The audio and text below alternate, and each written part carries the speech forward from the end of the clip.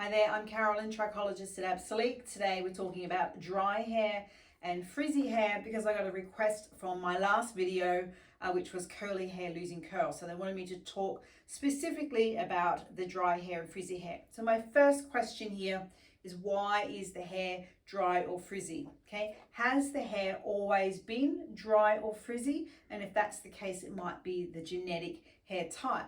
But if it's changed, then what we really want to look for is addressing the underlying cause of what's caused the hair to change. So there's lots of products that we're going to sort of say what works and doesn't today as well. So with curly hair, natural curly hair, it tends to be on the dry side and the frizzy side. And in the weather, when we're getting drier winter weather, that can work for or against you as well. But definitely when we're in our summer in Brisbane, humid weather, that moisture in the environment makes the hair sort of expand. So sometimes you need a little bit more control then. But if it has changed again, then that's when you look for it's not your hair type. So people then ask, what's the best shampoo for dry and frizzy hair? So again, the thing that it needs is moisture. Okay, so there's a lot of products that are repairing, or what we would call rebuilding, and they're sort of protein-based products. They're too hard for the hair. So when you've got curly hair, dry hair, frizzy hair, you're really looking for the word moisture. So you can see it's a moisturizing shampoo, moisturizing conditioner. This is a moisturizing hair bath, okay? And sometimes moisture can be very heavy. So we're looking for the right type of moisture, because you might have a fine hair strand or a thick hair strand, so that comes into it as well. So if I've got dry hair that's breaking because of a structural change, I might use a moisturizing hair bath, which is a shampoo, but I might follow up with a light conditioner, which is more of a frequent use. But for some people with thick, curly, moisture needing hair, then that's not the right. So I guess the other thing here is we want to be very prescriptive. The other thing that people get a little bit confused about is they say, well, I've got dry scalp. So I've got dry hair, dry scalp, but the scalp is completely different. So the scalp is skin, and when you've got a dry scalp, it's to do with your body, the inside of the body. So you can't just use a moisturizing product on hair and scalp, because it can make it worse. So we want to go more into our scalp range and look at cleaning, calming, and addressing the moisture on the scalp level, where we would use topical products there as well.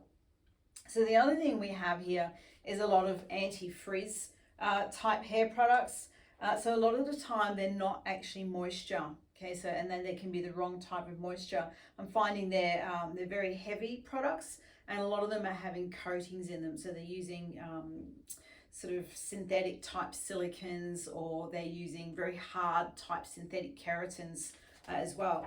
So the other thing to look at is the damaged hair. Okay, so when we've got damaged hair, we want to ask the question again, is it damaged from what you're physically doing to the hair? Is it from coloring, from straightening, as in straightening irons, or chemically straightening, relaxing, that type of thing? Or is it damaged from a growth level at the cellular level, where the hair coming out of the scalp is not growing properly? So we've got some examples here. When we take the microscope and we look at how a hair strand should be, we should have these solid lines on the outside and this nice line through the middle. But what you can see here is there's disturbances in the hair shaft. And even more so here, you can see these little sort of divots and bumps in the hair shaft. What they represent is at a cellular level, something's gone wrong. So as that grows out of the head, it's actually going to cause breakage. So there's nothing that you can topically do to fix that type of stuff. So we need to go down and fix it at a cellular level. The other thing that I see a lot is this pattern hair thinning. So we've got female pattern hair thinning, male pattern hair thinning. It's a very gradual miniaturization. As it's squeezing and miniaturizing the hair loses structure. So you get in this top area, and this is for men and women, the hair changes texture. It gets dry and frizzy. But that's a change because it's a structural change as well. So there, the moisture products are going to be too heavy. You certainly don't want to use anti-frizz or protein products in that situation. So dry hair treatments, a lot of the time I like to use something that is a conditioner and also a treatment at the same time. So they may use the word mask, where it's like left in the hair while you're in the shower.